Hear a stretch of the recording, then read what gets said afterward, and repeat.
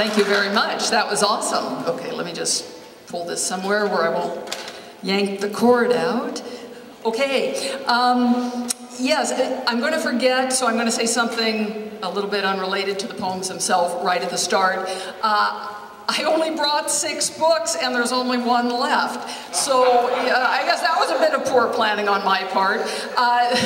The Red Zone is sold in Vancouver at People's Co-op bookstore. I also do sell it by mail order for exactly the same price as it is here. There's no tax or shipping. That's my regular deal. And there are lots of free bookmarks, and the website and everything is on the bookmark. So if anybody wants to know, since there's only 1 copy left, if anybody wants one and you're not getting one, at least take a bookmark so that you can get in touch with me or go check out People's Co-op books. I live in downtown Nanaimo. I spend my days walking around, basically. That is what I do. I'm a full-time writer. I've supported myself from my writing for more than 30 years. I don't have any day job, so this is basically it. And consequently, in all this walking around I'm doing downtown, I suppose it's not surprising that my writing and my poetry specifically did at some point turn to what in fact I was walking through and in the midst of every day. And it surprises me in retrospect that it actually took me several years before this started bubbling up in this way. I think perhaps I wasn't really even ready to assimilate it. And then what I found, once I was really fronting it directly on and becoming more and more aware of what I was looking at in downtown Nanaimo with homelessness, with drug addiction, with life on the streets, with the situation of the Red Zone, once I could no longer look away or walk through obliviously, I discovered what was happening for me with the poetry was I wasn't just writing poems to describe what I was seeing, I was actually writing them. I had to write them to process what I was encountering. It's like there was really no other way I could take it into me directly. It had to be filtered through the poetry, such as this.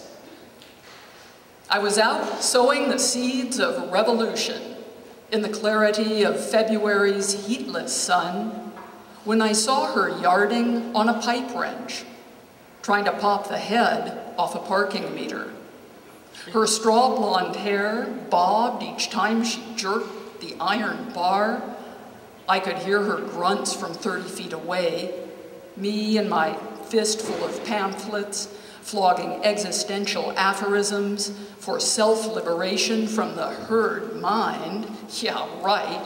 My entire revolutionary enterprise was invisible in her hunger-struck fever on this Sunday afternoon, along this empty gut of sidewalk in Nanaimo's battered core, the so-called Red Zone, from which undesirables are banned, even though most of them are addicts, and this is where the homeless shelter and soup kitchen and needle exchange are located. The private police force, hired by downtown storekeepers, was nowhere in sight on this particular side street.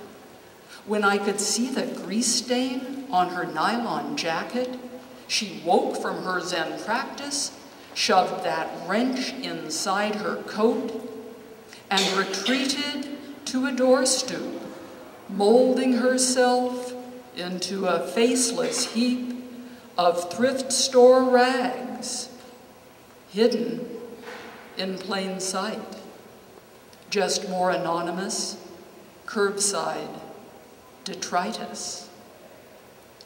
As I passed, I wanted to apologize for intruding, for interrupting her survival, for being so pathetic as to think I could change anything by peppering the streets with Sartre, Camus, Thoreau, neatly parsed into bite-sized portions for close-cropped minds. Confronted by such compression of life, I saw my puny grasp held no sufficient offering. I glanced, but did not gawk, as I passed this primal lump, this uncarved block of wood, this dark that hoods the light, this nothingness that will take flight as 10,000 things. This seed.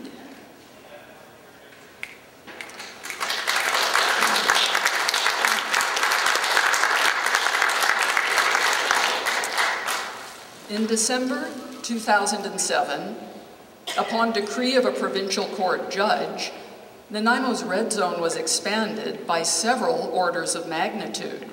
It is now bounded by Fitzwilliam and Bastion streets on the north, and by Milton and Esplanade on the south. This is nearly 40 blocks, basically all of downtown Nanaimo. Previously, it had been 1 block. To be barred from the red zone, one need not be charged or convicted of any crime, but merely accused of one. The story ran in all the papers, and nobody said a peep, including me. But I'm talking now.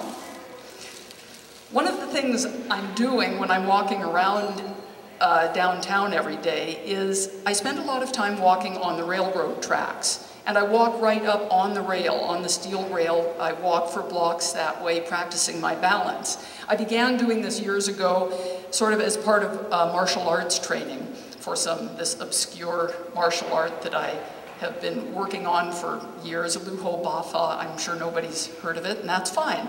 But balance is important in all martial arts, and so I would just get up on the rails for that reason, and I've continued to do it. And one of the things that, of course, has happened is, as my balance has finally gotten better, I no longer have to look at my toes every single nanosecond. You know, I can actually pick my head up, and so I can see what it is I'm walking through, which I wasn't able to at first.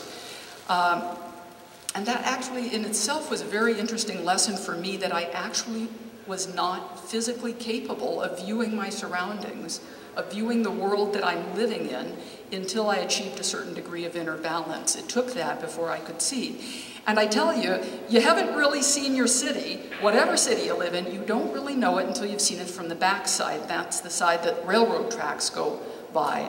It really is a tale of two cities.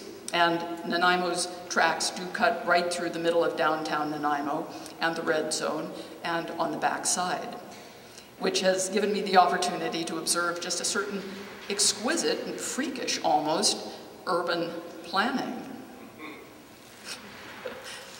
Train tracks scrape past the sun-hammered miners' shacks, left over from the last century.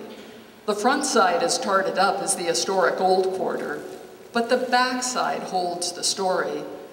Just ask the crumbling sunflower sentries guarding the ass end of the Women's Center, or the weather-stripped shiplap on the bride's closet next door, luffing like a beaten flag, while some gunk the color of old blood drips from a rusty pipe.